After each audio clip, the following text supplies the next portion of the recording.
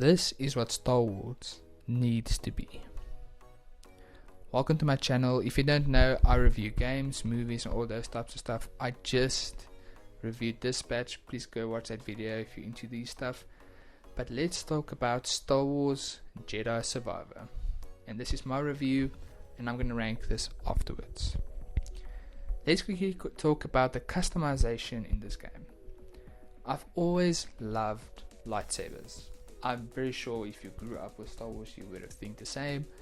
They are so unique, so fun to play with. I have a few of my own, but being able to customize the detail in this game, like the lid, the color, the holster, everything like that, it's just so fun. I could spend hours making my lightsaber, and I really do enjoy it. It's not the most important part of the game, but it's like something that you can make uniquely yours, and the customization options is just amazing. It's hard to get some of them, but it's still very good. It's much better than the first game, and I think it's the best it's ever been in a game. You can also customize your guns and your robots. Very, very intricate, very, very good. The characters in this game I think have elevated from the first one. Our main character, Cal Kestis, you can feel his anger throughout the game.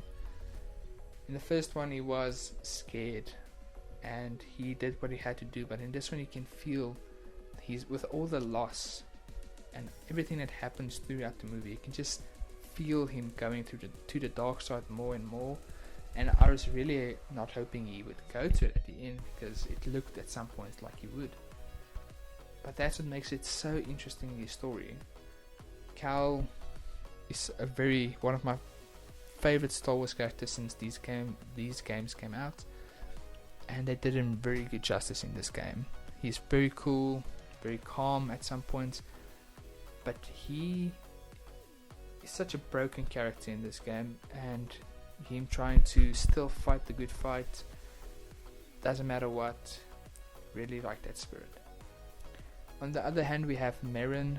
He's, spoiler if you haven't played the game, his love interest. I did like her growth in this game.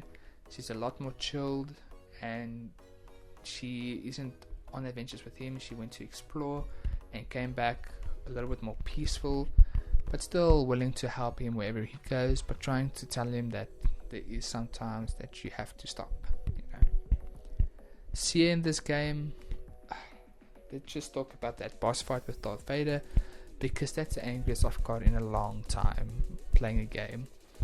The most badass, awesome character in all of fiction is probably Darth Vader. He's probably my favorite character in fiction, and I absolutely loved fighting him in this game. He's so cool. This is what Darth Vader is. But man, did I hate fighting him.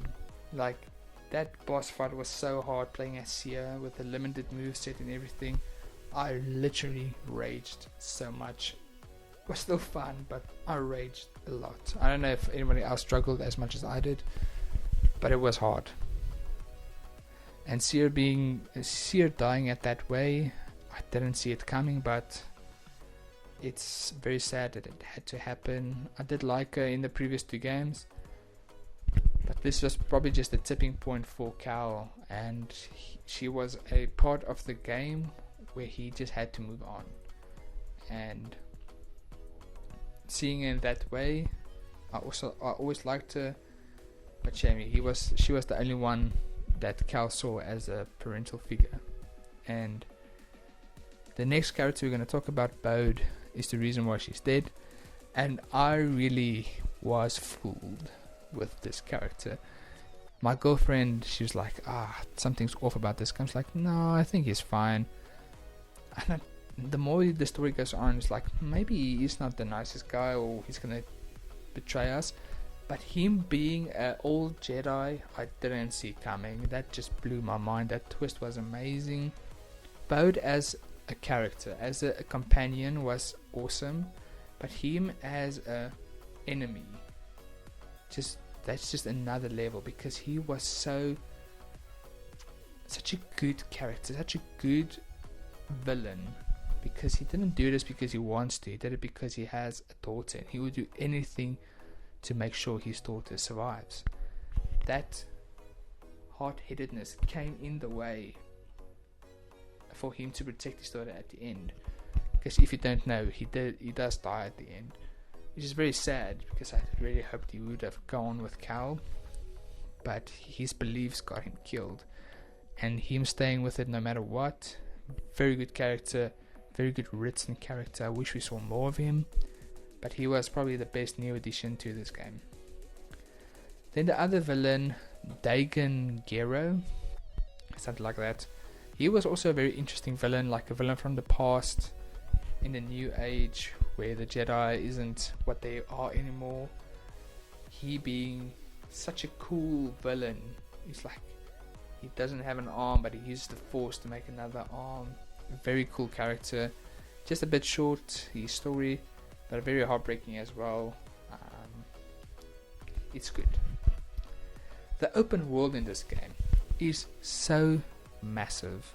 Like, I didn't have the time to go through everything and go everywhere, even though I really wanted to. It just took so much time. But the worlds they created in this game is so beautiful. It's the PS5 resolution as well, but these planets are beautiful. They did a good job with those, and I think that's just what you can ask for in these games. I'm not the biggest fan of exploring open worlds, but I could appreciate a good open world. Let's quickly talk about the story. I only have one problem, and that's the opening sequence, where you go to this island to get this person, and then the Empire comes and they destroy everything. You just get introduced to this whole group Cal has been with for probably a year or two. I can't remember the exact timing. But they immediately die, and it's a big deal for Cal, but you don't feel the impact because you literally just met them. Like, you meet them and they die. I think that's a very weird way to introduce characters and then just killing them off. It's probably a big deal for Cal, that's for sure, but you don't feel that emotion you would have if you just spent a mission or two with them. Like, killing them off immediately, I think, was a mistake. I think they should have done another mission, get to know them, because that was just a very weird start for me. I thought that immediately. The boat twist, like I said, was amazing. I didn't see that coming, and it makes sense when you replay the game or you think about it, that how everything happened and stuff like that. The Darth Vader boss fight, my favorite part of the game, probably the most epic and peak of this whole game, and yes, that's just amazing. And the ending was very sincere. I think it was so beautiful. Cal, you can see, is just broken, and I really hope we get another game, maybe exploring how he's training Bo's daughter. I really hope he interacts with more characters inside the Star Wars mythos, like bring Ahsoka in or something like that, you know, because even though it is a Star Wars game, you don't see much of the Star Wars universe. That's one of the only gripes I have with it being a game. You know, Star Wars has a weird continuity where it's easy to say, go back and say this happened, but did it really? If you already told the story like 20 years into the future. It would be interesting to see him just interact with another Jedi. I don't think that has happened with a high profile movie, game or series Star Wars character. A very important part of this game is the combat. It is very immersive with all the stanzas. I really do enjoy the new additions with the dual blade where you can hold both of them. The one with the gun, that's one of my favorites with the duel. And then the crossguard, it's such a unique way to explore like all of the things you wish you could do as a Star Wars character. In the previous game it just had 2, they have 5 now if I'm not mistaken, and all of them feel unique. They feel unique in their own way.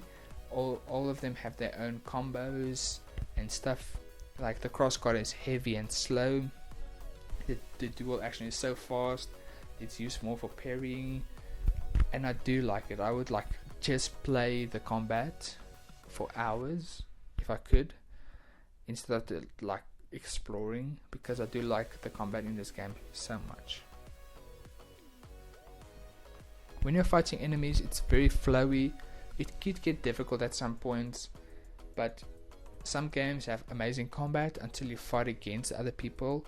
There's a lot of different enemy types, you know, that you should do this or that, but it feels flowy. It doesn't feel like it's hard or you're struggling. In the first game I felt like sometimes it would be like very janky with how you do stuff, but this one I think they nailed the combat. Very excited to see what they do with the next one, and this was an amazing game. So where would I put it on my tier list?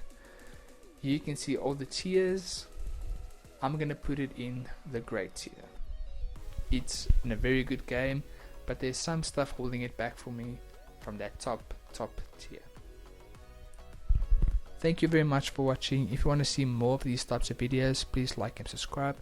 I am playing a few other games. I'm gonna give you in for one of them. It is a Red Dead game, and I'm gonna do a review on every single game I finish from now on. I'm also doing a random spin the wheel whatever game it is, I have to finish it. Please go watch that show to see what game it is, and I'm very excited to do this. Thank you all for watching. Have a good day.